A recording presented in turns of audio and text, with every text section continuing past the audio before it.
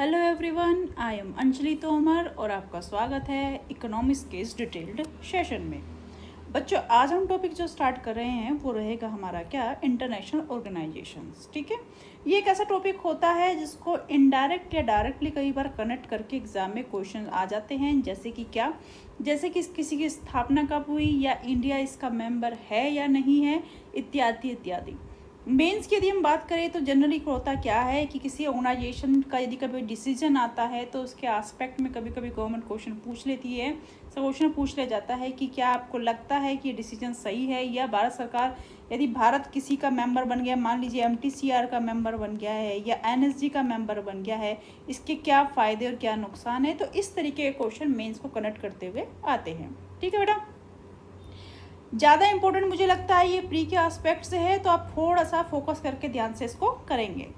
सबसे पहला हम ले रहे हैं वर्ल्ड बैंक। एक चीज़ बच्चों याद रखिएगा, वर्ल्ड बैंक और इससे अगली जो आने वाली संस्थाएं हैं IMF, ये दोनों एक ही वर्ष में स्थापित हुई थी। यानी इनको बनाने का जो वर्ष है, इनका जो बिल पास हुआ था वो एक साथ ही पास हुआ था। इम्प्लीमेंटेशंस के ईयर यानी कि वास्तविकता के जो इनके ईयर है बनने के, वो अलग अलग है। लेकिन मैं फिर से बता दूं, कुछ किताबों में दोनों के साथ जो है आपके एक साथ दिए हुए हैं, क्योंकि इनका जो बिल पास हुआ था वो एक ही दिन पास हुआ था अमेरिका के अंदर। कहाँ पर? वॉशिंगटन DC में। इसलिए इन दोनों के हेडक्वार्टर देखोगे तो वॉशिंगटन DC में ही मिलते हैं। ठीक है, चलिए देखते हैं किस काम आती है। वर्ल्ड बैंक, जिसे विश्व बैंक भी कहा जाता है, इसकी स्थापना सन 1945 में हुई। कुछ जगह यदि आपको 1944 दिखता है तो आप गलत नहीं मानेंगे। ठीक है, ठीक है। और कहाँ कुछ जगह आपको 1945 इसके बारे में भी दिखाई दे सकता है। जो मुझे लगा कि मोस्ट एक्यूरेट है मैंने मेंशन कर दिया है, पर इसमें कॉन्ट्राडिक्शन की रिक्वायरमेंट नहीं है। ये श्योर है कि इन दोनों का जो बिल हुआ था वो डेफिनेटली 1944 में पास हुआ था, लेकिन इम्प्लीमेंटेशन में अलग अलग साल आ जाते हैं। दोनों की स्थापना हुई। दोनों के हेडक्वार्टर की बात करते हैं तो इनका हेडक्वार्टर आता है वॉशिंगटन DC USA के अंदर। भारत और विश्व बैंक की यदि संबंध की बात करते हैं तो भारत उन 17 देशों में से एक देश था जिसने ब्रेटन वुड समझौता, जिसकी मैं बात कर रही हूँ, ब्रिटेन नहीं है बच्चों, ये ब्रेटन है। ब्रेटन वुड जो डिस्पैच हुआ था, ब्रेटन वुड जो समझौता हुआ था, जो जून 1944 में हुआ था, उस एजेंडा के तहत भारत क्या बन गया था, इसका संस्थापक सदस्य। संस्थापक सदस्य बच्चों उन देशों को कहा जाता है जो किसी ऑर्गेनाइजेशन के आधार, यानी किसी ऑर्गेनाइजेशन के बनने से पहले या बिल पास होने से पहले उसे सपोर्ट कर रहे होते हैं, उसे अपना क्या दे रहे होते हैं, एक तरीके से यस कर रहे होते हैं कि हाँ हम आपके साथ हैं। ठीक है बेटा, तो इस कंडीशन में इंडिया और वर्ल्ड बैंक की बात करें तो हाँ, भारत विश्व बैंक का क्या है, हिस्सा है। ये तब से ही हिस्सा है जब ये पहली बार स्थापित हुआ था ब्रेटन वुड समझौते के तहत। कब? जून 1944 के तहत। टिप्पणी की यानी किसके बारे में इंपॉर्टेंट क्या है, इसका कार्य क्या है। विश्व बैंक वर्ल्ड बैंक समूह विकास के हर प्रमुख क्षेत्र से कार्य करता है।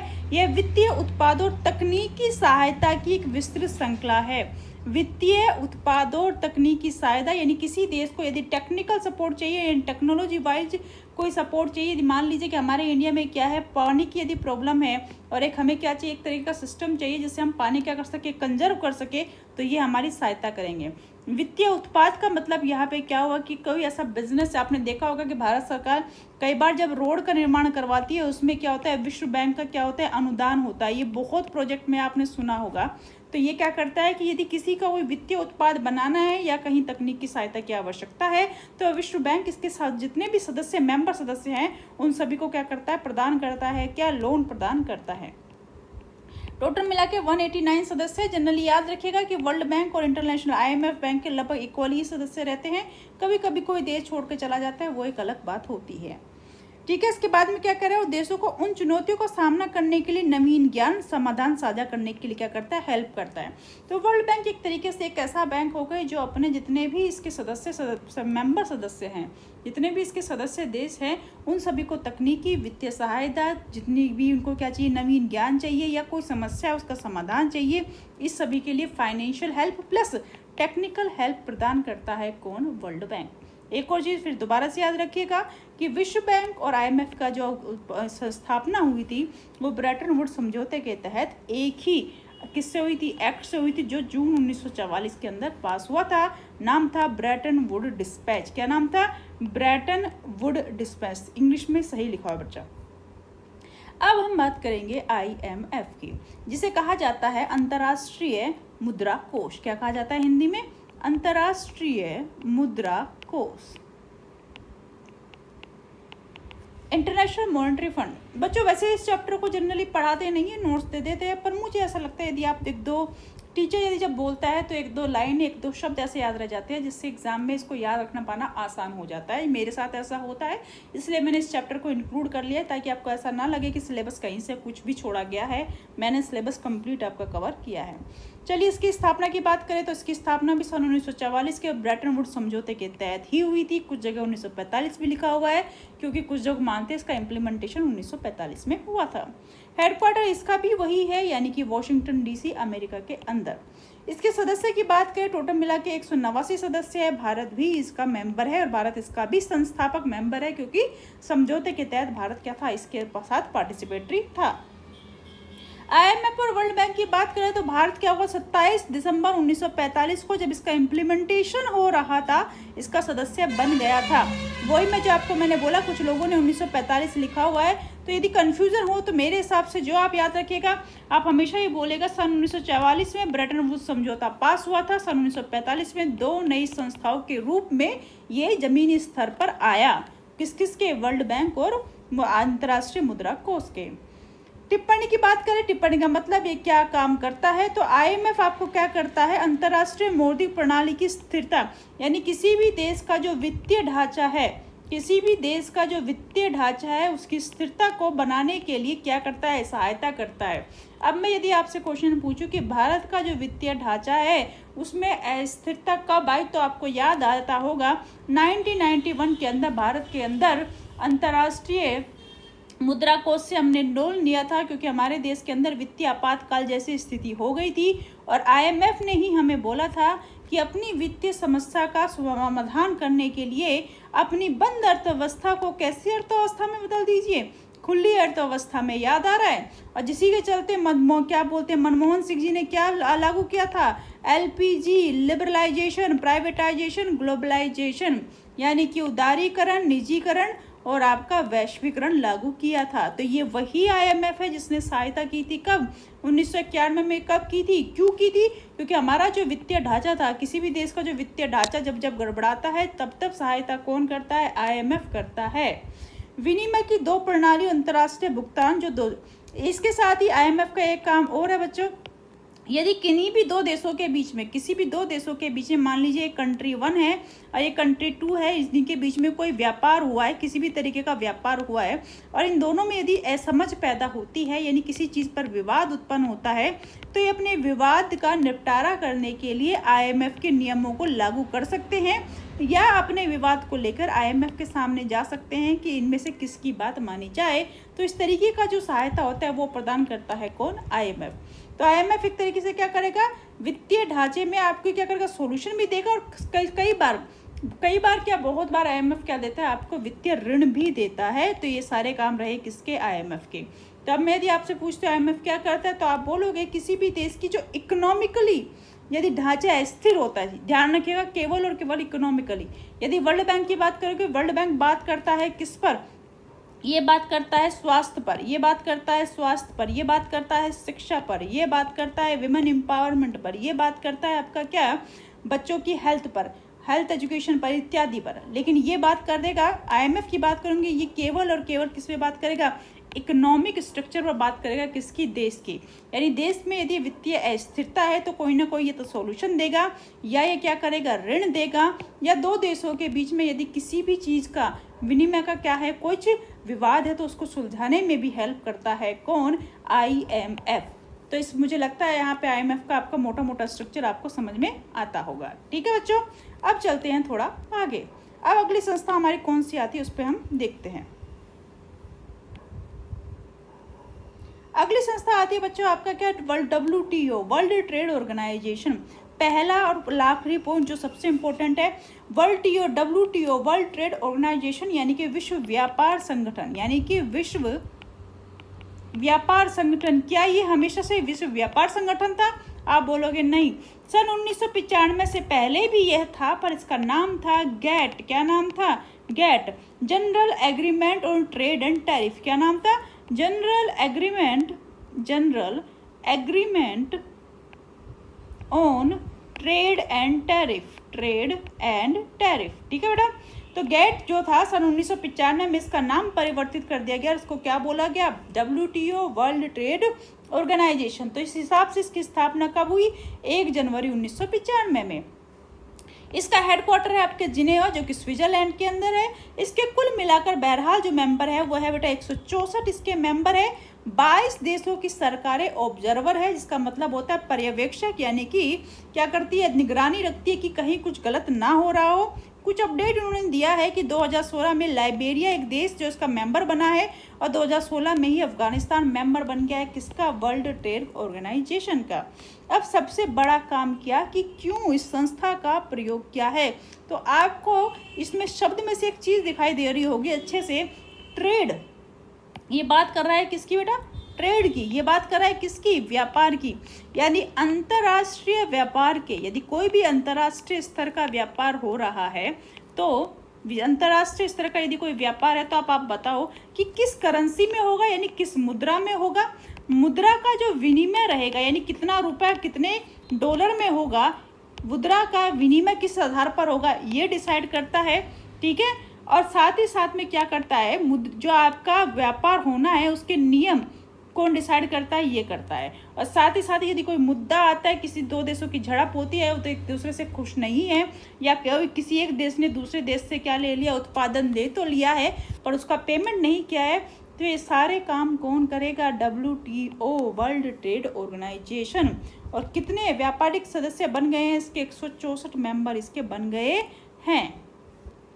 क्या करता है वो देखिए, विश्व व्यापार संगठन अंतर्राष्ट्रीय व्यापार में बाधाओं को कम करने और सभी के लिए एक स्तर का व्यापारिक क्षेत्र सुनिश्चित करता है, यानी एक जैसे एक नियम कानून सबके लिए बनाता है, एक मंच प्रदान करता है, समझौते करता है, आर्थिक विकास में क्या करता है, योगदान देता है, ठीक है। WTO में होने वाले व्यापार समझौते, यदि दो देश यदि मान लीजिए ये भारत है और ये पाकिस्तान है, इसने यदि कुछ भी व्यापार आपस में किया है, किसके अंडर में, WTO के अंडर में, यदि इनमें से कोई भी कुछ गलत करता है तो WTO उसके क्रेडिट में क्या दे सकता है, अपना डिसीजन दे सकता है, ठीक है बेटा। तो ये WTO हुआ, ये इम्पोर्टेंट है, याद रखिएगा। तो वर्ल्ड ट्रेड ऑर्गेनाइजेशन क्या करेगा कि इंटरनेशनल पर 2 देश या अधिक देश या अंतर्राष्ट्रीय स्तर पर व्यापार हो सके, उसके लिए एक बेसिक ढांचा तैयार करेगा, नियम कानून बनाएगा, उनके विवादों का समाधान भी करेगा। कौन, WTO, वर्ल्ड ट्रेड ऑर्गेनाइजेशन। अब अगली हमारी संस्था आती है bank of international settlement, BIS, ठीक है। ये क्या करता है, BIS बेटा, मैंने आपको बैंकिंग का एक चैप्टर बताया था, बैंकिंग का एक चैप्टर हमने बहुत डिटेल में पढ़ा है, वहाँ हमने एक वर्ड यूज़ किया था बासेल, याद आ रहा आपने, बासेल 1, बासेल 2, बासेल 3 मैंने आपको बताया था। तो बस ये संस्था बैंकिंग से रिलेटेड है, जो अंतर्राष्ट्रीय स्तर पर सभी बैंकों को ये सुझाव देती कि अपने आप को कैसे मजबूत किया जाए। चूँकि ये बैंकों से रिलेटेड संस्था है, इसलिए हर देश का जो केंद्रीकृत बैंक होता है, यानी भारत का जो केंद्रीकृत बैंक है वो क्या है, RBI है। तो हर देश का जो केंद्रीकृत बैंक होता है वो इसका क्या होता है, मेंबर होता है। अब समझते हैं क्या, इसकी स्थापना हुई थी सन 1930 में, मई 17 को। कब हुई थी, मई 17, 1930 में। इसका हेडक्वार्टर कहाँ है, ये रही जगह, बेसल, स्विट्जरलैंड। चूंकि ये स्विट्जरलैंड में बैठक हुई थी, इसलिए इसके बाद इसके नाम क्या पड़ गए, बेसल 1, बेसल 2, बेसल 3, जो हम हाल फिलहाल फॉलो कर रहे हैं। सदस्यों की बात करें तो विभिन्न देशों के 60 केंद्रीकृत बैंक, जैसे कि मैंने बोला कि हर देश का जो केंद्रीकृत बैंक है वो इसका क्या रहेगा, सदस्य रहेगा। तो भारत भी क्या है, इसका सदस्य है, यानी भारत देश का केंद्रीकृत बैंक का नाम क्या है, RBI। तो RBI भी क्या है, इसका मेंबर है। अब इसकी टिप्पणी की बात करें, यानी बेसिकली ये काम क्या करता है, तो इसका काम होता है अंतर्राष्ट्रीय सहयोग को बढ़ावा देना, केंद्रीय बैंकों के लिए एक बैंक के रूप में कार्य करना, मौद्रिक व वित्तीय जो स्थिरता है उसके लिए सुझाव देना, और आवश्यकता पड़ने पर गाइडलाइन प्रोवाइड करना। ठीक है बेटा, तो ये हो गया आपका क्या, बैंक ऑफ इंटरनेशनल सेटलमेंट। ये आपको ऐसे कनेक्ट करके याद भी रहेगा। अब आता है world economic forum. World economic forum, बच्चे वर्ल्ड इकोनॉमिक फोरम एक्चुअली याद रखिएगा, एक जो शब्द पहले याद रखोगे आप लोग, ये प्राइवेट कंपनी का ग्रुप है। ठीक है, एक तरीके से क्या है, प्राइवेट कंपनी, यानी वर्ल्ड की जो बड़ी बड़ी प्राइवेट कंपनी है उनका एक ग्रुप है। ठीक है, तो इस तरीके का कुछ है ये। इसकी स्थापना हुई थी 1971 में। इसका भी हेडक्वार्टर जिनेवा स्विट्जरलैंड के अंदर है। ये करती क्या है वो देखो, ये वर्ल्ड इकोनॉमिक फोरम दुनिया की 1000 अग्रणी कंपनी यानी 1000 टॉप मोस्ट जो कंपनियों हैं को एक बेहतर भविष्य बनाने के लिए क्या करता है, मंच प्रदान करता है। यानी यहाँ 1000 जो टॉप मोस्ट कंपनियाँ उनके सीईओ उनके एमडी वगैरह इकट्ठे होते हैं, डिस्कस करते हैं कि दुनिया को और बेहतर कैसे बनाया जा सकता है।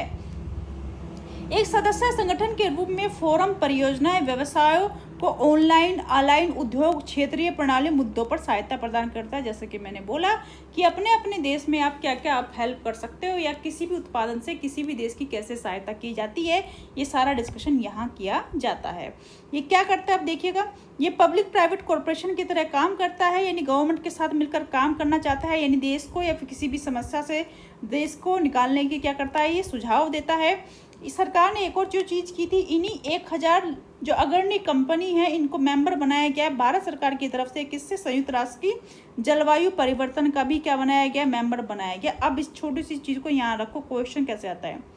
जलवायु परिवर्तन समझौता हुआ, जलवायु परिवर्तन समझौता हुआ। अब एक बात बताइए, यदि ये टॉप मोस्ट 1000 जो कंपनीज हैं यदि ये अच्छे खासा अपना अनुदान दे और क्या करे, इन्वायरमेंट के लिए काम करे, तो इनका जो इम्पैक्ट है वो वर्ल्ड में सबसे ज़्यादा होगा। इवन किसी एक अकेले देश की तुलना में भी क्या होगा, ज़्यादा होगा। इसलिए एक समझदारी वाला काम क्या किया गया कि जब 2015 में संयुक्त राष्ट्र जलवायु परिवर्तन का सम्मेलन हुआ, इन सबको आमंत्रित किया गया कि आप आइए और क्या कीजिए, जैसे आप क्या कर रहे हो, वर्ल्ड के और क्या बोलते हैं अग्रसर करने के लिए, वर्ल्ड को बेटर बनाने के लिए काम कर रहे हो, अब आप जलवायु को बेहतर बनाने के लिए काम करिए। और बहुत मोटा डोनेशन इन लोगों ने क्या दिया है, इस चीज़ के लिए दिया है और अपनी प्रतिबद्धता भी जताई है कि हम क्या करेंगे, एनवायरनमेंट को बेहतर बनाने की कोशिश करेंगे। ठीक है बेटा, तो ये वाला आपका पॉइंट हुआ यहाँ पे। अब चलते हैं अगले में, क्या कह रहा है हमें, द एशियन डेवलपमेंट बैंक। ये क्वेश्चन आ जाता है बहुत प्यार से, बहुत बार पूछते हैं कि एशियन डेवलपमेंट का हेडक्वार्टर कहाँ है, ठीक है, या भारत इसका सदस्य मेंबर है या नहीं है। ठीक है बेटा, एशियन विकास बैंक, इसकी स्थापना सन 1966 में 19 दिसंबर को हुई। इसको कोशिश कीजिएगा कि आप याद रख लें। इसका मुख्यालय पड़ता है मंडल युगोंग मेट्रो मनीला यानी फिलीपींस के अंदर पड़ता है, आप इतना सा याद रख सकते हैं। इसकी सदस्यता की बात करें तो जब 1966 में ये बना, इसमें 31 सदस्य थे। ठीक है, अब इसमें क्या हो गया, 67 सदस्य हो गए हैं और कैसे कैसे बढ़े इन्होंने बताया हुआ है। भारत और एशियन बैंक की बात करें तो भारत इस क्या है, एशियन बैंक का भी संस्थापक सदस्य है और सबसे, चूंकि ये बैंक है इसमें इन्वेस्टमेंट करने वाला वर्ल्ड का चौथा देश भी है, चौथा सबसे बड़ा शेयरधारक भी है। क्या करता है, चूंकि एशियन बैंक है तो ऑब्वियसली क्या करता है, एशिया में विभिन्न क्या करता है, एशिया के जो विभिन्न मुद्दे हैं किस किस से रिलेटेड, गरीबी से मुक्त करना, विकासशील देशों को गरीबी से क्या कराना, फ्री करना, वहाँ के लोगों का जो जीवन स्तर है उसको मजबूत करना, बेहतर करना, वहाँ शिक्षा, वहाँ हेल्थ इत्यादि को प्रोवाइड करने के लिए आप क्या करना, पैसे वगैरह देना, लोन देना, ये कराता है कौन, एशियन डेवलपमेंट बैंक। आप यदि इस साल की स्कीमें उठाओगे तो आपने देखा होगा कि बहुत सारी स्कीम्स में एशियन डेवलपमेंट बैंक ने अपना अनुदान दिया है, किसको, भारत देश को भी दिया है। कई बार स्टेट गवर्नमेंट को भी अनुदान दे देते हैं। क्या करते हैं लोग, ये लोन देते हैं, तकनीकी सहायता देते हैं, या कभी कभी बार क्या दे देते हैं, फ्री कर देते हैं, यानी ग्रांट यानी कि अनुदान भी देता है कौन, एडीबी। सेम वही वर्ल्ड बैंक का भी यही काम है कि वर्ल्ड बैंक भी क्या करता है, लोन देता है, टेक्निकल हेल्प भी देता है, कई बार ग्रांट भी देता है कौन, वर्ल्ड बैंक। अब आता है एनडीबी, न्यू डेवलपमेंट बैंक, ज़्यादा पुराना नहीं है, अभी अभी बना है। फोर्टालेजा, बेटा फोर्टालेजा पड़ता है आपके यहाँ ये क्या नाम है, अब ब्राज़ील में पड़ता है। तो बेटा हुआ क्या था कि सन 2014 में ब्रिक्स जो समिट था, थोड़ी देर में बताऊंगी, आपको पता ही होगा, बी से ब्राज़ील, आर से रशिया, आई से इंडिया, ठीक है, सी से कौन सा हो गया आपका, चाइना, आर से साउथ अफ्रीका हो गया। इन लोगों की समिट हुई थी 2014 में, कहाँ पे, फोर्टालेजा में, जो कि ब्राज़ील में पड़ता है। वहाँ एक नए बैंक की स्थापना की गई, इस बैंक को बोला गया क्या, न्यू डेवलपमेंट बैंक। ठीक है, अब आपसे बोले संस्थापक सदस्य कौन थे, तो ऑब्वियसली ये जो 5 मेंबर है ये क्या हो गए, न्यू डेवलपमेंट बैंक के संस्थापक सदस्य हो गए। इसका हेडक्वार्टर कहाँ है, शंघाई चीन में है, सी का मतलब चाइना, आपको पता ही चल गया। इसकी सदस्य की बात करें तो इसकी सदस्यता क्या है, सभी इसके मेंबर है, लेकिन याद रखिएगा किसी भी सदस्य की जो आपकी क्या बोलते हैं वोटिंग पावर जो होती है एनडीबी के अंदर लगभग लगभग इक्वल मानी जाती है और किसी की भी पावर 50% से ज़्यादा नहीं हो सकती है। ये इन्होंने रूल बना रखा है। भारत के पास कितने शेयर हैं इसके, तो भारत के पास इसके 20% लगभग शेयर है।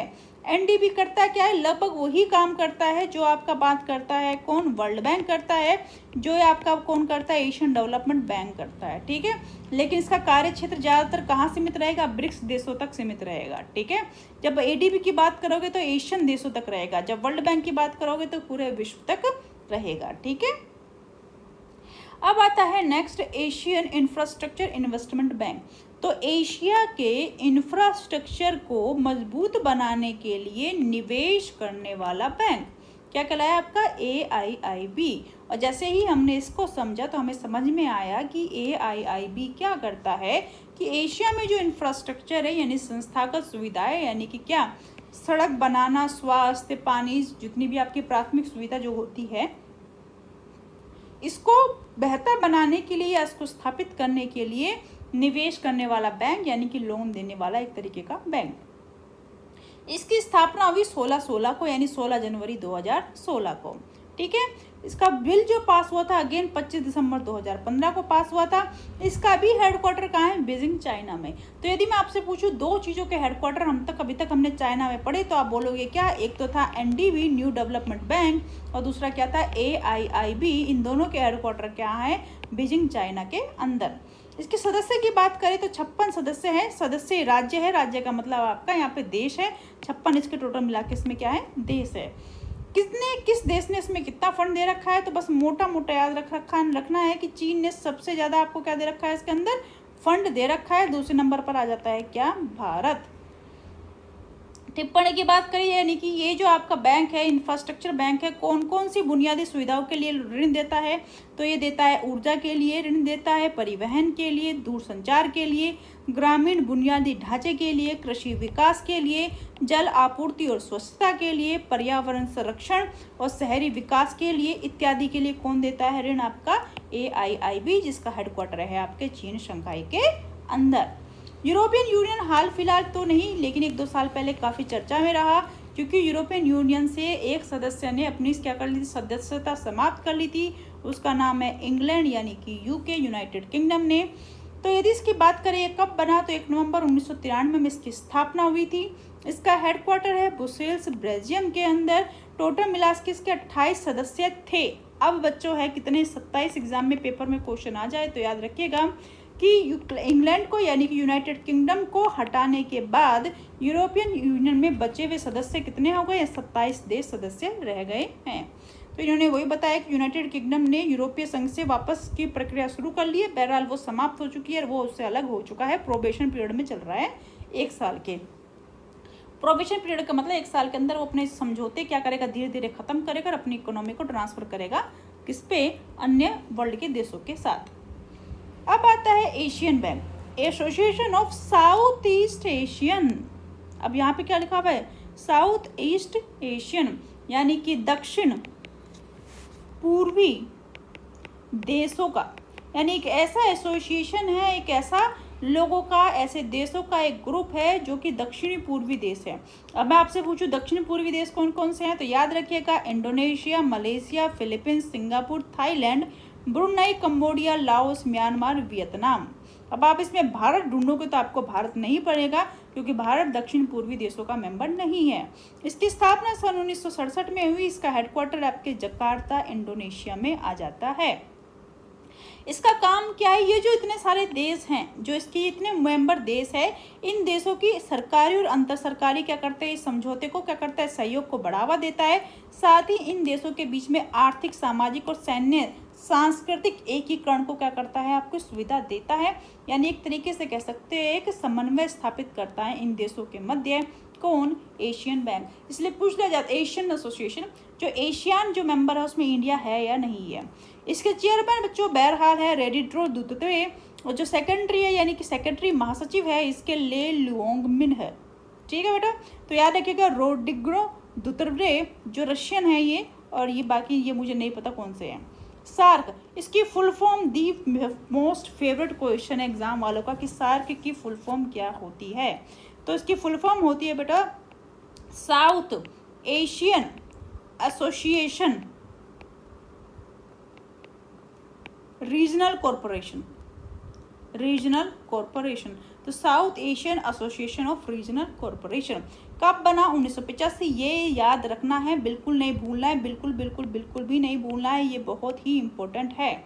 हेडक्वार्टर है इसका कहाँ पे? नेपाल काठमांडू के अंदर। इसके सदस्य है अफगानिस्तान, बांग्लादेश, भूटान, भारत, नेपाल, मालदीव, पाकिस्तान, श्रीलंका। बस कुछ नहीं करना है, इंडिया को सेंटर में रख के इसके चारों तरफ घूम जाना है और चीन को छोड़ देना है। क्या करना है? इंडिया का मैप बनाना है, इसके पड़ोसी देशों को सबको पकड़ कर चलते चले जाना, और किसको छोड़ देना है? चीन को छोड़ देना, बाकी सबको पकड़ देना। ठीक है, बन गया।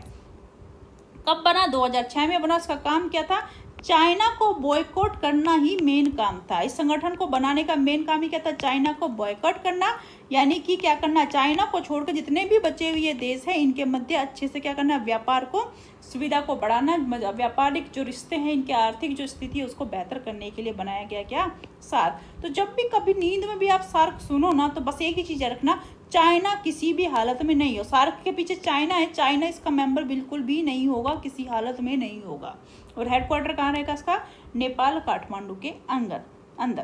एक और फुल फॉर्म जो मुझे लगता है सबसे ज़्यादा पेपर में मैंने देखी है, बिमस्टेक की फुल फॉर्म क्या होती है, तो हमने याद भी बड़ी मुश्किल से की थी, हमको तो याद हो गई, अब आपको 10 बार रिपीट करनी है, आपको भी याद हो जाएगी। क्या है?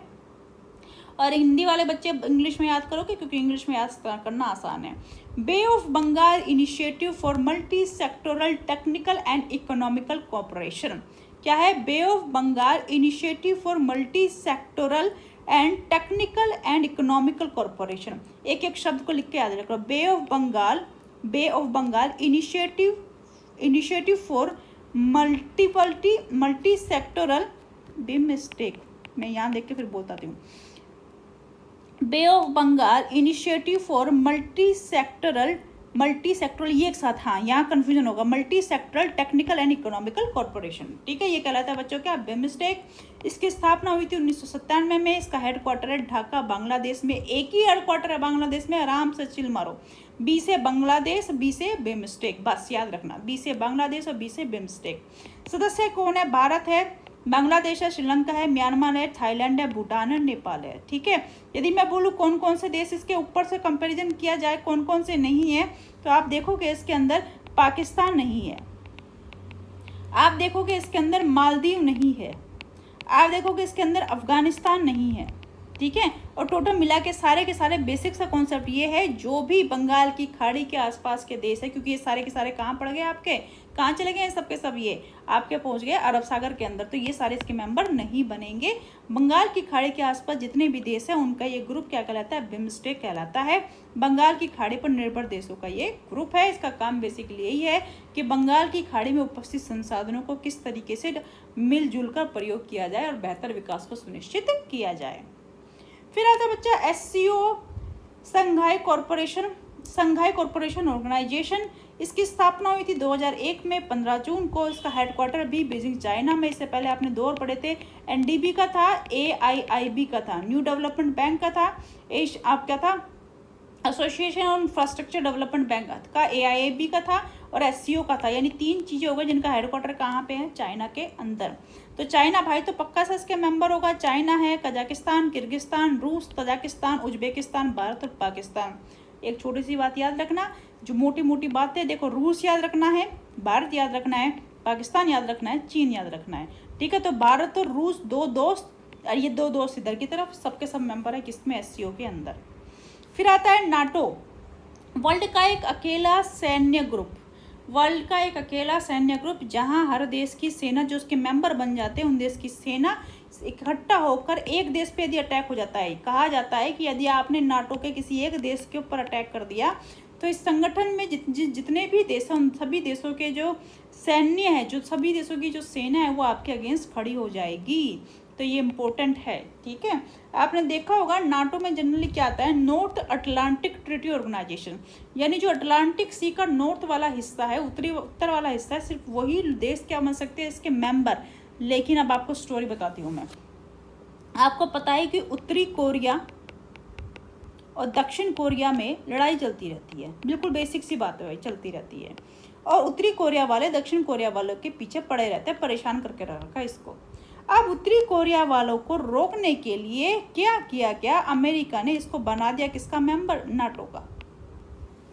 अब चूंकि नाटो का मेंबर बना दिया तो उत्तरी कोरिया को ये पता है यदि मैंने दक्षिण कोरिया को गलती से भी छेड़ा तो दक्षिण कोरिया के साथ साथ नाटो के देश जितने भी हैं उनकी सबकी सेना मुझे पकड़ के मारेगी, इसलिए ये दक्षिण कोरिया को उंगली नहीं करता। काफ़ी दिनों से, काफ़ी सालों से ये शांत बैठा हुआ है। और कब से, जब से इसको नाटो का मेंबर बनाया है। चलो अब इसकी बात करते हैं।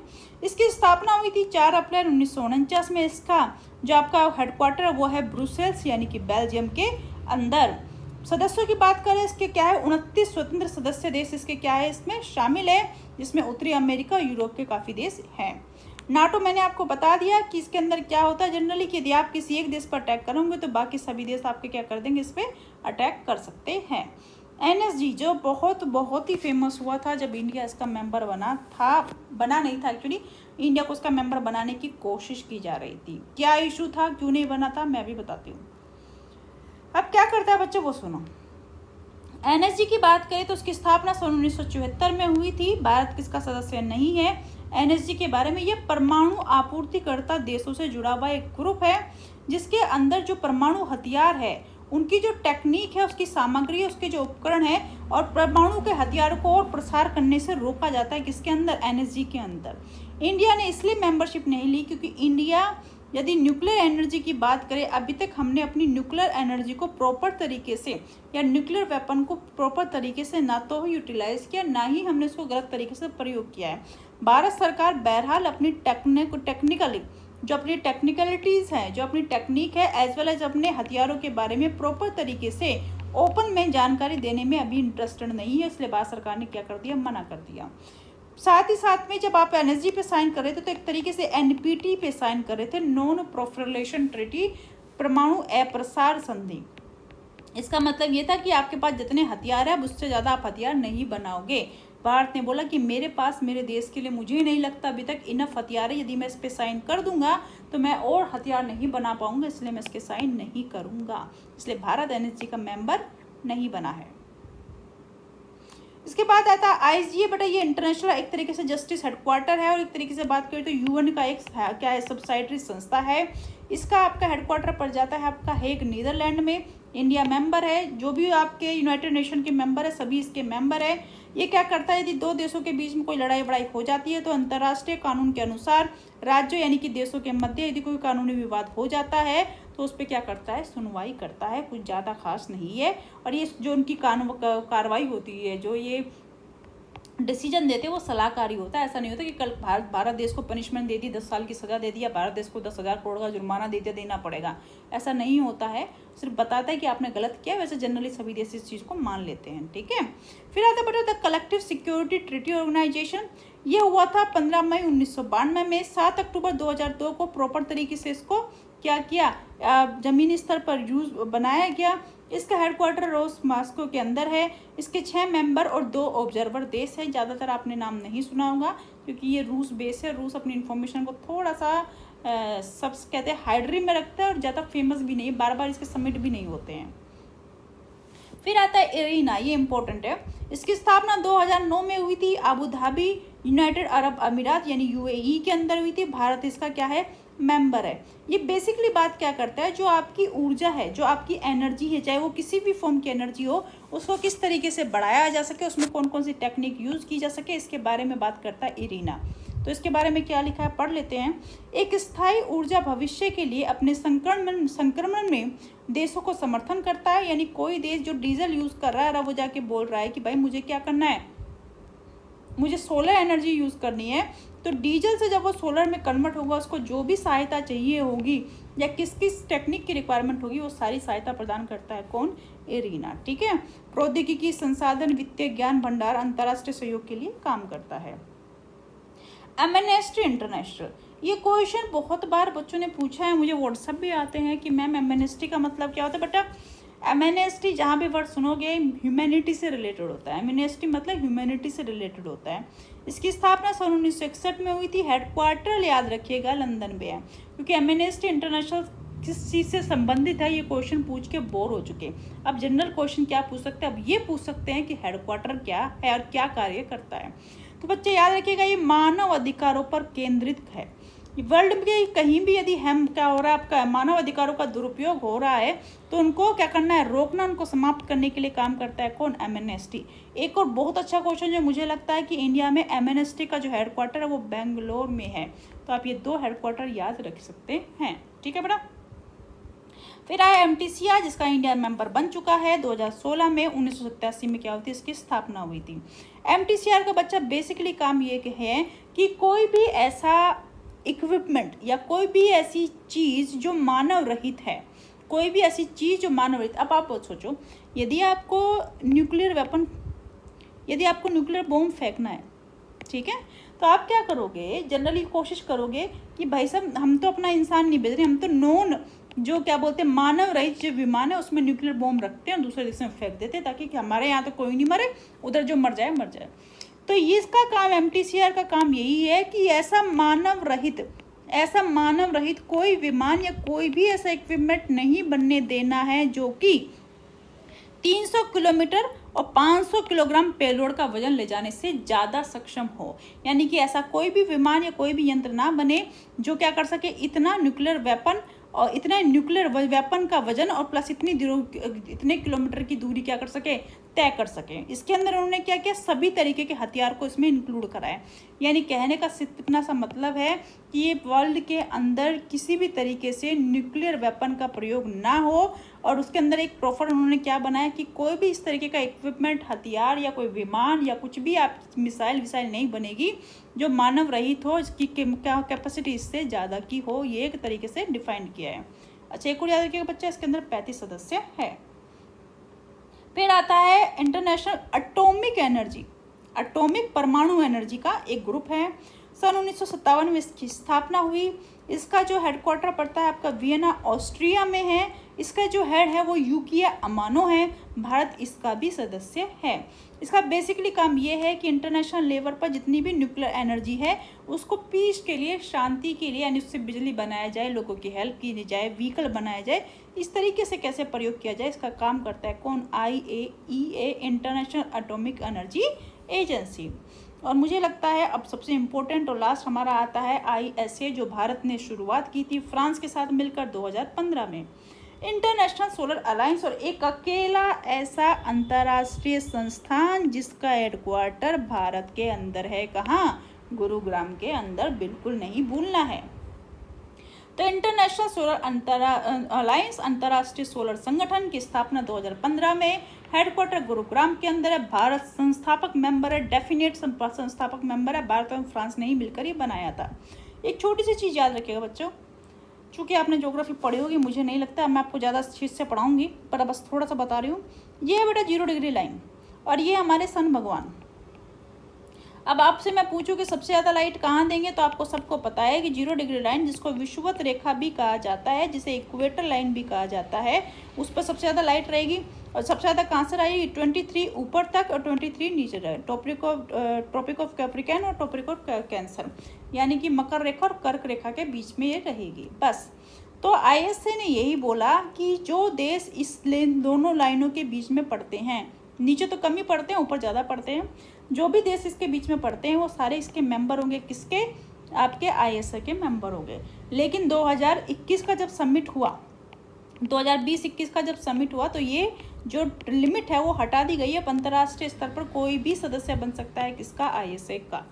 ठीक है, तो ये तो मैंने आपको बताई वैसी जानकारी। अब इन्होंने जो बोला है वो बात कर लेते हैं। कुल टोटल मिला के सदस्य बहरहाल इसके कितने हैं, 121 से अधिक देशों का यह गठबंधन है। जो अधिकांश देश कौन से हैं, जो 0 डिग्री लाइन के आसपास के हैं। भारत के द्वारा भारत अफ्रीका जो शिखर सम्मेलन 2015 में पेरिस के संयुक्त राष्ट्र जलवायु परिवर्तन के सम्मेलन से पहले की बात क्या होती, इसकी शुभारंभ हुआ था। ठीक है, और ये जलवायु परिवर्तन सम्मेलन जो 2015 का हुआ था, इसी के अंदर क्या किया था, अंतर्राष्ट्रीय 1000 जो कंपनीज थी, टॉप 1000 जो कंपनीज है, उनको भी इसका मेंबर बनाया गया था। अब आता है OPCEW, इसका है organisation for prohibition of chemical weapon. आपने देखा होगा मस्टर्ड गैस का प्रयोग किया जाता है, या फिर आजकल तो छोड़िए जैविक हथियार के रूप में सबसे जो गंदा गया है कोरोना। इस तरीके की कोई चीज़ दोबारा ना बने या कभी दोबारा तो छोड़ो, कभी बननी ही नहीं चाहिए। इस चीज़ का ध्यान रखता है OPCW, जो कि अपना काम मुझे लगता है कि चूँकि कोरोना विश्व में फैला हुआ है तो अच्छे से नहीं कर पाया है। ऑर्गेनाइजेशन फॉर प्रोहिबिशन यानी मना करना, प्रतिबंधित करना किसको? केमिकल वेपन को। बट इसका ही जो स्थापना हुई थी 97 में हुई थी। इसका हेग नीदरलैंड में क्या है? हेडक्वार्टर। भारत इसका एक नियमित सदस्य है। इसका जो काम है वो यही है, युद्ध में इस्तेमाल होने वाले रासायनिक हथियारों को रोकना, जिससे अंतर्राष्ट्रीय सुरक्षा को मजबूती मिले। पर जैसा कि आपको पता है कि हाल फिलहाल की सिचुएशन में ऐसा करने में ये क्या रहा है? असफल रहा है। इसके अलावा बेटा काफ़ी सारी ऑर्गेनाइजेशंस है, मुझे लगा है इकोनॉमिक के एस्पेक्ट से जो रिलेटेड है वो मैंने आपको कराई है। इसके अलावा आप बात करोगे आर्ट एंड कल्चर की तो यूनेस्को आ जाता है। इस तरीके की साइंस की बात करोगे तो काफ़ी सारी, तो अलग अलग सब्जेक्ट की बहुत सारी ऑर्गेनाइजेशंस होती हैं। इकोनॉमी के एस्पेक्ट से जो मुझे लगा कि इम्पोर्टेंट है, आपके एग्जाम में आ सकती है, वो मैंने यहाँ पे इंक्लूड कर रही है। ठीक है, इसके अलावा आपको लगता है कोई ऐसी ऑर्गेनाइजेशन है जो इम्पोर्टेंट है और कवर अप करानी चाहिए तो आप नीचे कमेंट करोगे तो हम लोग उस पर अलग से छोटा सा वीडियो बनाकर जितनी रिक्वायर्ड इन्फॉर्मेशन है वो आपके लिए प्रोवाइड कर देंगे। ठीक है बच्चों, तो आज के लिए इतना ही। Thank you. Hello everyone, I am Anjali Tomar और आपका स्वागत है इकोनॉमिक्स के इस डिटेल्ड सेशन में। आज हम जो टॉपिक कवर कर रहे हैं बच्चों वो है फॉरेन इन्वेस्टमेंट, जिसे कहा जाता है विदेशी निवेश। ये चैप्टर एक ऐसा चैप्टर है जो आपको हेल्प करेगा ये समझने में कि हमारे देश में बाहर से जो पैसा आता है, यानी बाहर से जो पैसा हमारे देश में निवेश किया जाता है वो हमारे लिए फ़ायदेमंद है या नहीं। आपने देखा होगा सरकारें कई बार निवेश FDI की जो लिमिट होती है वो बढ़ा देती है, घटा देती है। तो आज हम पहले ये समझेंगे कि FDI किसे कहते हैं, साथ ही ये देखेंगे कि FII क्या होता है, FPI क्या होता है, और इन तीनों में बेसिक डिफरेंस समझेंगे। इन तीनों में अंतर समझने के साथ साथ हम ये भी देखेंगे कि FDI देश के लिए हेल्पफुल है या नहीं है, कितना हेल्पफुल और कितना हद तक गवर्नमेंट को देना चाहिए। ताकि यदि आपसे एग्जाम में क्वेश्चन पूछता है, मेंस में तो जनरली क्वेश्चन ऐसे पूछता है कि भारत सरकार ने हाल फिलहाल रेलवे के अंदर इतना प्रतिशत क्या कर दिया है आपका FDI इन्वेस्टमेंट को यस कर दी है, यानी कि FDI इन्वेस्टमेंट को बढ़ा दिया है। तो इस कंडीशन में आप क्या समझते हैं कि ये भारत के फ्यूचर के लिए सही है या नहीं? तो इस टाइप के क्वेश्चन पूछे जाते हैं, तो उसका भी हम आंसर देंगे। पहले हम स्टार्ट करते हैं हमारा चैप्टर। फॉरेन इन्वेस्टमेंट विदेशी निवेश का मतलब होता है जब किसी दूसरे देश की कंपनी या व्यक्ति आपके देश में क्या करे, कोई कंपनी स्थापित करे या किसी कंपनी में अपनी पार्टनरशिप या हिस्सेदारी करे या उसमें कोई लागत लगाए। इस तरीके से किया गया निवेश जो होता है वो कहलाता है क्या? आपका विदेशी निवेश। दोबारा समझे, जब बाहर से कोई दूसरी कंपनी या कोई एक व्यक्ति भारत की मान लीजिए किसी कंपनी या किसी कंपनी के संसाधनों में निवेश करे या उसकी सब्सिडरी कंपनी खोले, इस कंडीशन में जो बाहर से पैसा हमारे देश में आता है उस पैसे को बोला जाता है विदेशी निवेश। क्या कहा जाता है उसको? फॉरेन इन्वेस्टमेंट, विदेशी निवेश। यदि इसका स्ट्रक्चर समझे सबसे पहले, जो हमें एक हेल्प करेगा समझने के लिए कि किस तरीके से क्या होता है, तो हमें समझ में आएगा। बच्चों याद रखना, विदेशी निवेश को सामान्यतः दो भागों में बांटा जाता है। एक को कहा जाता है FDI, जो आपने बहुत बार सुना होगा, जिसकी फुल फॉर्म हो गई है फॉरेन डायरेक्ट इन्वेस्टमेंट, यानी कि प्रत्यक्ष विदेशी निवेश। क्या हो गया? प्रत्यक्ष विदेशी निवेश। दूसरा जो आपका निवेश होता है, दूसरा जो विदेशी निवेश होता है वो कहलाता है क्या? Portfolio investment. कई बार इसे शॉर्ट फॉर्म में PI लग देते हैं, लेकिन सामान्यतः फुल फॉर्म का ही प्रयोग किया जाता है, पोर्टफोलियो इन्वेस्टमेंट। तो हमें इतना समझ में आया यहाँ तक आने के बाद कि विदेशी निवेश का तात्पर्य एक ऐसे निवेश से है जहाँ बाहर से कोई कंपनी या कोई व्यक्ति हमारे देश की पूरी कंपनी में पैसा इन्वेस्ट करे या उसकी सब्सिडरी में करे, या कोई पूरी कंपनी हमारी कंपनी के साथ मर्ज हो जाए या हमारी कंपनी को एक्वायर कर ले। इस तरीके के निवेश में जो पैसा हमारे देश में आता है वो किसकी कैटेगरी में आता है? विदेशी निवेश की कैटेगरी में आता है, यानी फॉरेन इन्वेस्टमेंट की कैटेगरी में आता है। इस तरीके से बाहर से आने वाला जो निवेश है वो दो प्रकार से हो सकता है। एक होता है FDI यानी कि फॉरेन डायरेक्ट इन्वेस्टमेंट, जिसे कहा जाता है प्रत्यक्ष विदेशी निवेश, और दूसरा होता है बच्चों पोर्टफोलियो इन्वेस्टमेंट। क्या होता है? Portfolio investment. अब मैं यदि बात करूं कि जो FDI है वो क्या है, तो पहले मैं आपको FDI एक्सप्लेन करती हूं और उसके बाद मैं आपको बताऊंगी कि कितने प्रकार का होता है। बच्चों एफडीआई में बेसिकली क्या होता है, कुछ लिमिट्स होती है, तो मैं जहाँ एक्सप्लेन करती हूँ। पहला तो ये कि 10% से ज़्यादा का निवेश होना चाहिए, यानी 10% से ज़्यादा का निवेश होना चाहिए, ठीक है।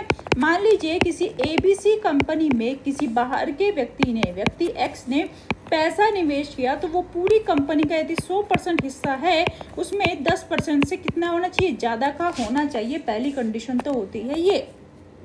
दूसरा, इसके साथ यदि किसी ने एफडीआई में निवेश किया है तो याद रखिएगा उसको मैनेजमेंट में यानी कि प्रबंधन में क्या मिल जाती है, पावर मिल जाती है, यानी कि वो प्रबंधन कर सकता है उस कंपनी का।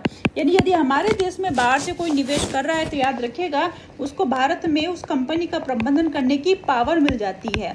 डिसीजन मेकिंग, यदि कल को कंपनी में क्या बनना है, क्या नहीं बनना है, क्या होना चाहिए, क्या नहीं होना चाहिए, इस सब में किसकी उसकी पावर बढ़ जाएगी, किसकी, जो बाहर से आने वाला निवेश है। यानी इससे आपको ये समझ में आ रहा होगा, यदि किसी जगह एफडीआई आपने बढ़ा दिया है तो जैसे जैसे आप एफडीआई बढ़ा रहे हो ऐसे वैसे आप विदेशी लोगों का या विदेशी निवेश जिस कंपनी ने किया है उसकी पावर कहाँ बढ़ा देते हो, हमारे देश के अंदर जिस कंपनी में वो निवेश कर रहे हैं उसके अंदर, ठीक है। तो एफडीआई का मोटा मोटा अभी समझने लायक आपको समझ में आया था। हमने क्या बोला कि एफडीआई का मतलब बाहर से कोई पैसा यदि लग रहा है कंपनी में तो वो 10% से ज़्यादा का होगा। दूसरा, यदि वो पैसा लग रहा है तो उस व्यक्ति को दो क्या मिलेगी, पावर मिलेगी कि वो प्रबंधन कर सकता है, साथ में उस कंपनी के डिसीजन मेकिंग में यानी मैनेजमेंट में और डिसीजन मेकिंग में क्या करेगा, अपना एक पावर रखेगा, ठीक है बेटा। जब यहाँ तक समझ में आया तो विदेशी निवेश जो आपका है वो 4 तरीके की कंपनी में हो सकता है। कैसे, वो समझो बेटा। ग्रीन फील्ड एफडीआई वो एफडीआई होता है जिसके तहत विदेशी कंपनी या व्यक्ति बिल्कुल नई कंपनी स्थापित करता है, यानी वो कंपनी भारत में पहले से नहीं होती है। ऐसी कंपनी की यदि स्थापना की जाती है विदेशी निवेश के तहत तो ऐसी कंपनी में किया गया निवेश क्या कहलाता है, सामान्य तौर पर ग्रीन फील्ड एफडीआई कहा जाता है।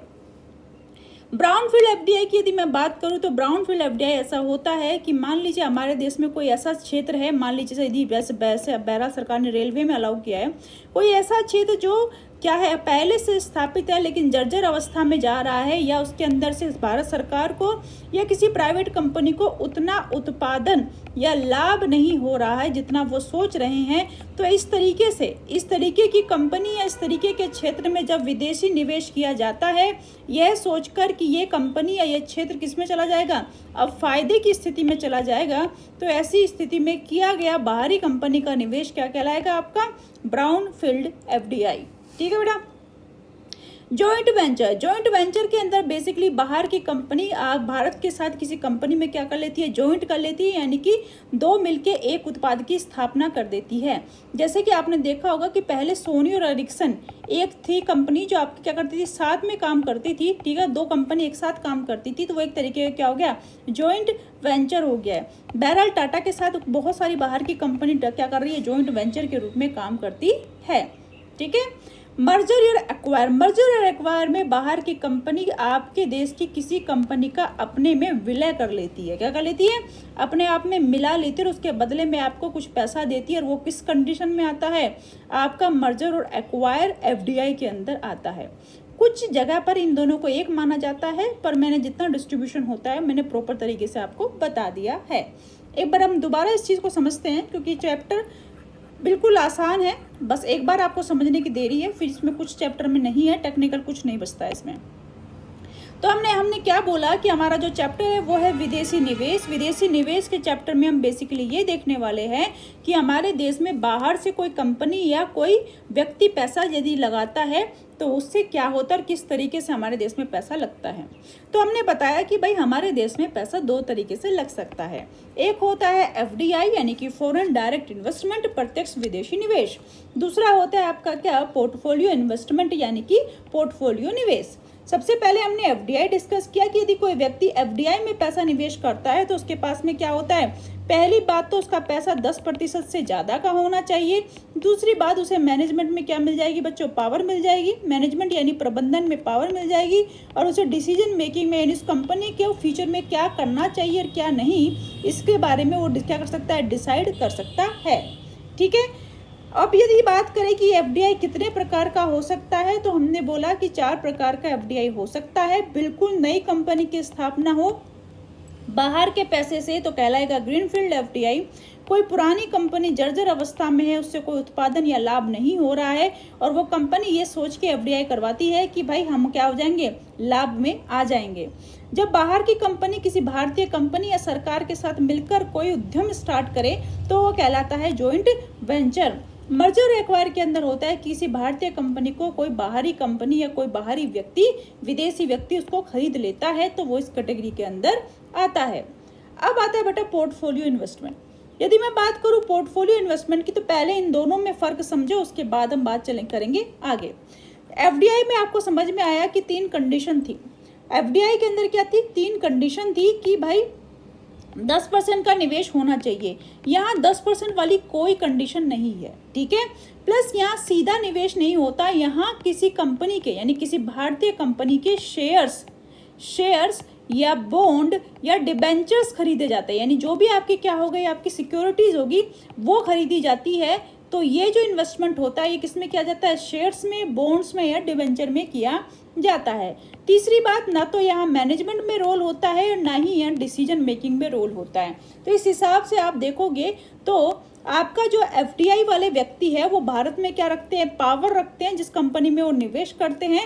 लेकिन पोर्टफोलियो इन्वेस्टमेंट वाले व्यक्ति ऐसा कुछ नहीं रखते हैं, वो अपना पैसा भारत की किसी कंपनी के शेयर, बॉन्ड के डिबेंचर में लगाते हैं। साथ ही उनका मैनेजमेंट में कोई रोल नहीं होता, ना ही वो भारतीय कंपनी के लिए कोई डिसीजन ले सकते हैं। लेकिन यहाँ देखने पर इतना समझ में आ रहा है कि ये थोड़ा सा हानिकारक हो सकता है क्योंकि डिसीजन मेकिंग हो रही है और ये थोड़ा लाभप्रद हो सकता है।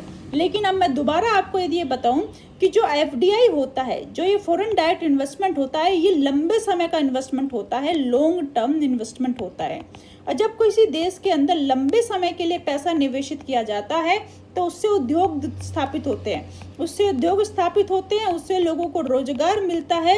जब रोजगार मिलता है तो उत्पादन होता है तो देश की जो अर्थव्यवस्था है जिसको आप जीडीपी कहोगे, उसमें क्या होती है, वृद्धि होती है, जिससे क्या होगा, देश का विकास होगा। तो इस तरीके से देखा जाए तो एफडीआई क्या है, प्लस पॉइंट भी रखता है, निगेटिव पॉइंट भी रखता है। तो ये तो रहा एफडीआई के बारे में।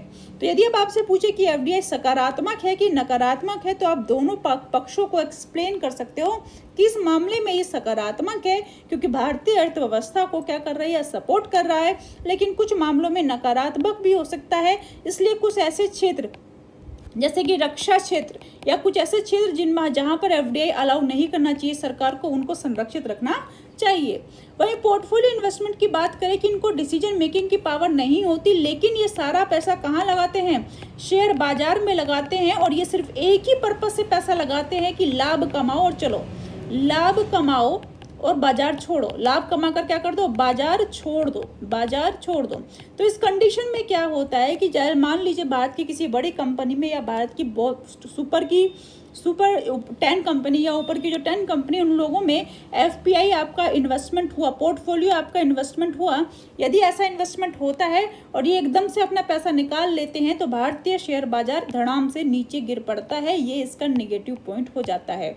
तो अब मैं बात करूं पोर्टफोलियो इन्वेस्टमेंट के फायदे और नुकसान की, तो आप क्या बोलोगे कि भाई इसका 10% की कोई इसके पास लिमिट नहीं है, ये कंपनी के शेयर, बॉन्ड, डिबेंचर में ये पैसा लगाता है। लेकिन यहाँ तक देखने में तो समझ में आता है कि भारतीय अर्थव्यवस्था को नुकसान नहीं पहुंचाएगा, लेकिन थोड़ा अंदर जाए तो चूंकि ये पैसा शेयर बाजार में निवेशित होता है और सिर्फ लाभ कमाने की प्रवृत्ति के चलते ही लगाया जाता है, तो लाभ होते ही ये लोग क्या कर लेते हैं, पैसा निकाल लेते हैं और भारतीय शेयर बाजार, भारत का जो शेयर बाजार है वो अस्थिरता में आ जाता है।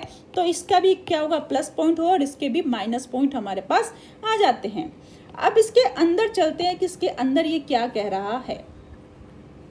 इसने बोला बेटा पी नोट्स और एक होता है एफआईआई, ये इसके सब पार्ट नहीं है, कह सकते हो दोनों एक साथ ही काम करते हैं। कैसे वो देखो, पोर्टफोलियो निवेश का मतलब होता है जब विदेशी निवेश जब आपका पोर्टफोलियो निवेश आपने किया है, उसके बदले में जो कागजी कार्रवाई होगी वो पार्टिसिपेटरी नोट्स के फॉर्म में होगी। ठीक है, वो क्या कहलाएगी, पार्टिसिपेटरी नोट्स कहलाएगी। यदि बाहर से कोई पैसा लगा रहा है, यानी जब आप कंपनी के शेयर, बॉन्ड या डिबेंचर खरीदेगा, कोई बाहरी व्यक्ति ऐसा करेगा, तो उसके बदले में जो उसको कागज पत्र दिए जाएंगे वो कहलाएगा सिंपल भाषा में पी नोट्स या पार्टिसिपेटरी नोट्स, कि आपने इतने का पार्टिसिपेशन किया है।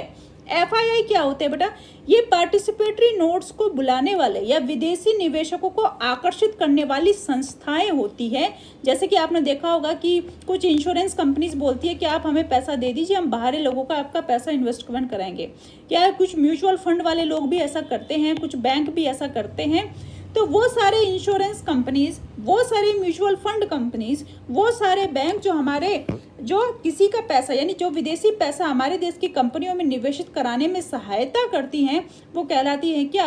FII, यानी कि फॉरेन इंस्टीट्यूशनल इन्वेस्टमेंट। ठीक है।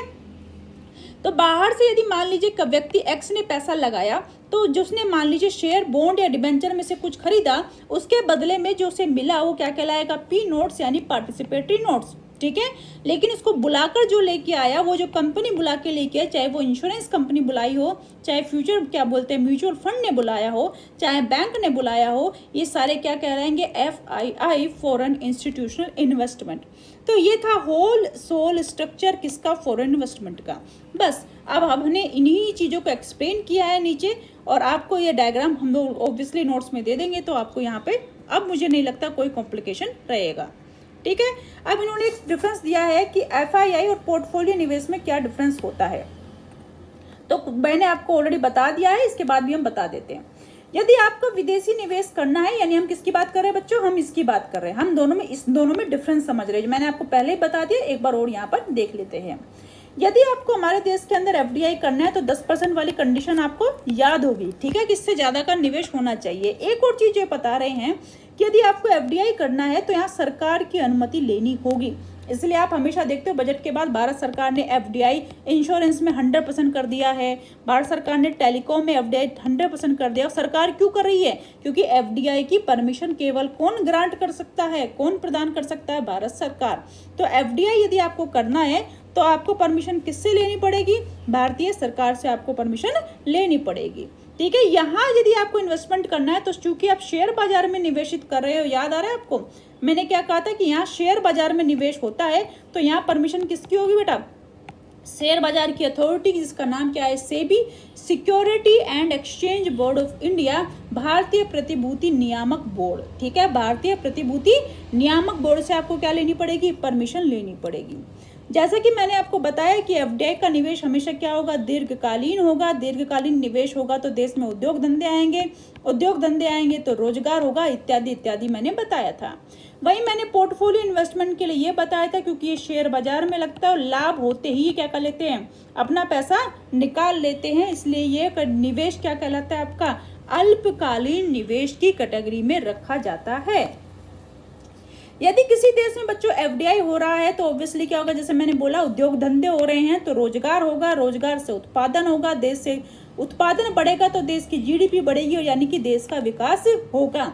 लेकिन पोर्टफोलियो निवेश सिर्फ शेयर बाजार में लगता है, केवल और केवल शेयर बाजार में लगता है, वो अपना फायदा उठाकर वापस चले जाते हैं, जिसकी वजह से ना तो कोई रोजगार बढ़ता, ना ही कोई उत्पादन बढ़ता, ना ही देश के विकास को बढ़ावा मिलता है। FDI देश की अर्थव्यवस्था के लिए अच्छा है, अच्छी बात है, लेकिन आपको नेगेटिव पॉइंट भी पता है कि मैनेजमेंट और डिसीजन मेकिंग में, मैनेजमेंट एंड डिसीजन मेकिंग में पावर मिल जाती तो वो देश के कुछ क्षेत्रों के लिए हानिकारक हो सकती है। चूंकि आपसे मेंस में दोनों ही चीज़ें पूछी जाती है, इसलिए मैंने आपको प्लस माइनस दोनों बताया है। और यदि बात करें FPI पोर्टफोलियो इन्वेस्टमेंट की, तो ये पता ही है आपको, क्योंकि ये शेयर बाजार में लगता है और एकदम से लगता है और एकदम से यदि बाहर निकलेगा तो शेयर बाजार के अर्थव्यवस्था को या ऐसा हमारे शेयर बाजार को अस्थिर कर देता है, जो कि एक नकारात्मक सिंबल माना जाता है किसी भी देश की अर्थव्यवस्था के लिए। ठीक है बेटा। अब मैंने जो आपके स्ट्रक्चर में ये और ये तो बताए थे, मैं इन सबको एक्सप्लेन कर रही हूँ, उसके बाद आपका चैप्टर यहाँ होगा खत्म। ठीक है, चलिए। ग्रीनफील्ड FDI जब बाहर से किया गया निवेश बिल्कुल नई कंपनी या संस्था को बनाने में किया जाता है तो कहलाता है ग्रीनफील्ड FDI। ब्राउनफील्ड, याद करो मैंने क्या कहा था, कोई पुरानी कंपनी जिसकी व्यवस्था खराब है उसको लीज पर ले ले या उसके पुनरुत्पादन की कोई व्यवस्था करके बाहरी निवेश प्राप्त करे, तो इस तरीके का किया गया निवेश किसमें आ जाता है? ब्राउनफील्ड FDI में। जॉइंट वेंचर में आपको मैंने बताया था, जब बाहर की कंपनी और भारतीय कंपनी मिलकर कोई एक उत्पादन करे तो इस तरीके से की गई का उत्पादन किसमें आ जाता है, जॉइंट वेंचर में। मर्जर में जब बाहरी कंपनी किसी भारतीय कंपनी का अधिग्रहण कर लेती है तो ये कहलाता है मर्जर। बाकी मैंने इसकी डेफिनेशन दोबारा से आपको दे दिया है और इसमें इसको चलो मैं पढ़ देती हूँ ताकि एक बार याद ही रहेगा। एफडीआई किसी एक देश की कंपनी को दूसरे देश में किया गया प्रत्यक्ष विदेशी निवेश एफडीआई कहलाता है। पोर्टफोलियो निवेश कहलाता है जो स्टॉक, बॉन्ड, नकदी और रियल एस्टेट में निवेश किया जाता है। ठीक है, पी नोट्स की हम बात करते हैं, पोर्टफोलियो नोट्स की हम बात करते हैं, तो ये एक वित्तीय तंत्र है जिसके तहत एफआईआई यानी कि जो मैंने बताया था म्यूचुअल फंड, जो इंश्योरेंस कंपनी है वो क्या करती है, निवेशकों को आकर्षित करती है अपने यहाँ हेज फंड में निवेश करने के लिए। अच्छा, जिन बच्चों को हेज फंड नहीं है मैं बता देती हूँ हेज फंड क्या होता है। हेज फंड एक्चुअली इंडिया का कॉन्सेप्ट नहीं है, पश्चिमी अर्थव्यवस्था का कॉन्सेप्ट है जिसमें आसान ब्याज दर पर पैसा उधार दिया जाता है ताकि उभरती हुई अर्थव्यवस्थाएं अपना विकास कर सके। मान लीजिए भारत है, इसको क्या किया जाएगा, बाकी को यदि 10% ब्याज पर पैसा दिया जा रहा है तो भारत को क्या किया जाएगा, 8% ब्याज पर पैसा दिया जाएगा ताकि ये देश अपना विकास कर सके। इस तरीके के आया हुआ फंड क्या कहलाता है, आपका हेज फंड कहलाता है। एफआईआई की बात करें तो मैंने बताया था ये सारी म्यूचुअल कंपनी क्या बोलते हैं, म्यूचुअल इंश्योरेंस कंपनीज या बैंकिंग वगैरह होती है, इन्होंने नाम लिख रखा है और ये क्या करती है, शेयर बाजार में बाहरी पैसे को लाने के लिए क्या करती है, एफर्ट करती है। ठीक है, एक और चीज, भारत में जो एफडीआई कितना प्रतिशत होना चाहिए या नहीं होना चाहिए इसका आकलन करता है DIPP, department of industrial policy and promotion करता है। छोटा सा क्वेश्चन एग्जाम में कहीं आ जाए तो याद रखिएगा। ठीक है, अच्छा, यदि इस बार की हम बात करें भारत सरकार ने एफडीआई को कितना किया मैं आपको बता देती हूँ। इसको मैंने इसलिए मेंशन नहीं किया क्योंकि हर साल के बजट में ये चेंज होता रहता है। ठीक है, यदि एसेट रिकंस्ट्रक्शंस की बात करें तो भारत सरकार ने इसको 74% से 100% कर दिया। इसका मतलब यदि आपको कोई एसेट को रिकंस्ट्रक्ट करना है, यानी कोई आपको बिल्डिंग है जो बर्बाद हो चुकी है, जर्जर हो चुकी है, उसमें दोबारा से इसको स्थापित करना है तो आप बाहर से पहले कितना पैसा ले सकते थे, 74%, लेकिन 2021 में कितना कर दिया है, ये 100%। ठीक है, जब आप ये नोट्स बाय करोगे वहाँ अपने नोट्स में ये चीज़ें ऐड कर सकते हो जो मैं एक्स्ट्रा बताती हूँ। ठीक है, पेट्रोलियम रिफाइनरी की यदि मैं बात करती हूँ, पेट्रोलियम रिफाइनरी की यदि हम बात करते हैं तो इस सरकार 2021 के डेटा बता रही हूँ बेटा मैं, पेट्रोलियम रिफाइनरी में भारत सरकार ने जो परसेंटेज है आपकी वो 49% कर दिया है। इससे पहले पेट्रोलियम रिफाइनरी में एफडीआई नहीं हुआ करता था। ये सारी बात चल रही है बच्चों एफडीआई, क्योंकि सरकार ही डिसाइड करती है क्या एफडीआई, ये हम पढ़ के आए हैं। ठीक है, इसके बाद मैं बात करती हूँ इंश्योरेंस की। इंश्योरेंस कंपनीज के अंदर भारत सरकार ने पहले 26% किया हुआ था, उसको बढ़ाकर 49% यानी कि 49% कर दिया है। टेलीकॉम, जिसके अंदर आपके रिलायंस वगैरह ये सारी कंपनीज आ गई है, टेलीकॉम की यदि बात करें तो पहले 74% पैसा निवेशित किया जा सकता था विदेशी एफडीआई, इसको भारत सरकार ने 100% कर दिया है।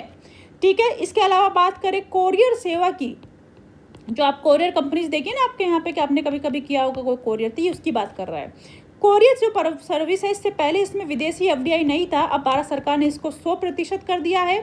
चाय का जो प्लांटेशन जहाँ चाय का उत्पादकता की जाती, चाय के आपने बागान जो सुने होंगे, चाय के बागान में भारत सरकार ने 49% किया है। पावर की बात करें, जो कि आपने देखा बिजली वगैरह बनाने, अगर चाहे किसी से भी बिजली बने तो बिजली के अंदर, बिजली उद्योग के अंदर भारत सरकार ने कितना कर दिया, 49, पहले नहीं था। ठीक है, सिंगल ब्रांड रिटेल के अंदर, यानी एक जो सिंगल ब्रांड रिटेल मतलब एक ही ब्रांड की, जो आपने कभी कभी देखा होगा ना, जैसे कि मैं से आप क्या बताऊँ, रिलायंस हुआ, रिलायंस का आपने वॉलमार्ट देखा होगा, रिलायंस वॉलमार्ट। ठीक है, या किसी जहाँ एक ऐसा स्टोर जहाँ सिर्फ एक ही ब्रांड का सामान बिकता हो उसको कहा जाता है सिंगल ब्रांड रिटेल। क्या कहा जाता है उसको, सिंगल ब्रांड रिटेल। इसमें 100% कर दिया है, यानी बाहर से कोई भी विदेशी कंपनी भारत में आकर क्या खोल सकती है, रिटेल खोल सकती है। सिविल एविएशन जो काफ़ी फेमस रहा, प्लेन वगैरह आपने सुने होंगे, एविएशन डिपार्टमेंट जो है, सिविल एविएशन में भारत सरकार ने 49% कर दिया है, जो मुझे बिल्कुल पसंद नहीं आया, जो मुझे लगता है शायद नहीं होना चाहिए था। रक्षा क्षेत्र के अंदर भारत सरकार ने 26% एफडीआई किया है, लेकिन चूंकि ये सिर्फ 26% है तो डिसीजन मेकिंग में पावर भी क्या है, विदेशियों की कम है। ठीक है, तो बच्चा ये वाला रहा हमारा अपडेटेड। मैंने जितना भी इसमें सरकार ने चेंज किया है मैंने आपको यहाँ पर ऐड करा दिया है। जब आप चैप्टर पढ़ोगे अपने नोट्स पाए करोगे वहाँ इसको ऐड कर सकते हो। आई थिंक पेपर पे जगह भी है। तो बच्चों ये था छोटा सा प्यारा सा चैप्टर जिससे एग्जाम में क्वेश्चन आते हैं, जो आपको क्लियर होना चाहिए जब कभी आप शब्द सुनते हो क्या, फॉरेन इन्वेस्टमेंट। तो आप आगे से जब भी कभी शब्द सुनोगे विदेशी निवेश क्या है तो आपको अच्छे से पता है कि कितने पार्ट में डिवाइड है और कैसे कैसे निवेश किया जाता है। ठीक है बच्चों, मुझे लगता है इसमें कुछ कन्फ्यूजन बचा होगा। तो आज के लिए इतना।